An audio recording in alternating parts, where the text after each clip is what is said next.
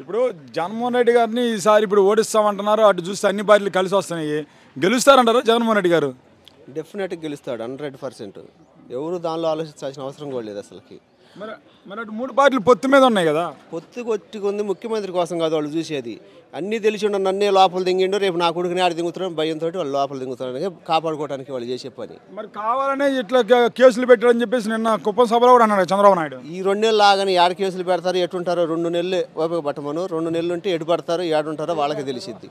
మరి వాళ్ళు అంటున్నారు కదా బాబాయ్, నువ్వు ఆ మాట అన్నా, ఇప్పుడు ఆగండి 2 నెలలు ఆగండి, గెలిచేది మా ప్రభుత్వమేనో, వైసీపీ ప్రభుత్వం ఏదైతే ఉందో అందరూ రెడ్ బుక్లో రాసుకున్నాను, రేపు ఒక్కళ్ళని ఉచ్చబోపిస్తాను అంటున్నాడు కదా నారా లోకేష్. వాళ్ళు అయిపోయిన సార్ ఎన్ని సీట్లు ఎన్ని ఉన్నాయి అంటారు సుమారు? మీరు చెప్పండి. ఎగ్జాంపుల్గా 23 ఉన్నాయి. 23 ఉన్నోడు 160 గెలుస్తున్నాడు చెప్పుకోగా, 150 ఉన్నోడు 175 గెలవడం పెద్ద ఆశ్చర్యం కాదుగా. అవునా ఏదన్నా దానిలో తప్ప? 150 ఉన్న 175 కట్టడం పెద్ద ఆశ్చర్యం కాదు. ఆశ్చర్యం కాబట్టి మరి జగన్ ఏం చేసి రాష్ట్రం అభివృద్ధి లేదని చెప్పేసి అన్నాడు చంద్రబాబు నాయుడు. గ్రామ ప్రజలు కూడా తెలిసిద్ది. గ్రామ బజారు వీధులను అడుగుతుంటే ప్రతి పథకం మా పిల్లతల్లకు బతికిన మేము బతకడం కారణం ముందు ప్రజా జనాలకి మెట్టేసాడు, ముందు మెయిన్గా ఫౌండేషన్ ఆడు గ్రామాల్లో. మరి అట్లా డబ్బులు ఇవ్వడం ఎందుకు? ఈ విధంగా పథకాలు ప్రజలు సమర్పోతులు అవుతున్నాను. మరి నువ్వెందుకు ఇస్తానంటున్నావు? నువ్వు పాకిస్తాన్ అయితే, సింగపూర్ అయితే, మలేషియా అయితే అని చెప్పావు. మరి ఇవాళ నువ్వెందుకు ఇస్తానంటున్నావు? దేనికోసం?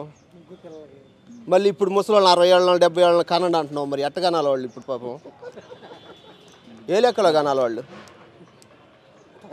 కాదు బాబాయ్ గారు అంటున్నాడు కదా, ఇప్పుడు మీరు ఎంతమంది అయినా పిల్లలు కానీ ఈ 2 నెలలు ప్రతి ఒక్కటి నోటికి వచ్చిందల్లా వాగుతానే ఉంటాడండి. దానిలో ఇలాంటి ప్రాబ్లం లేదు అసలు మెయిన్గా అది.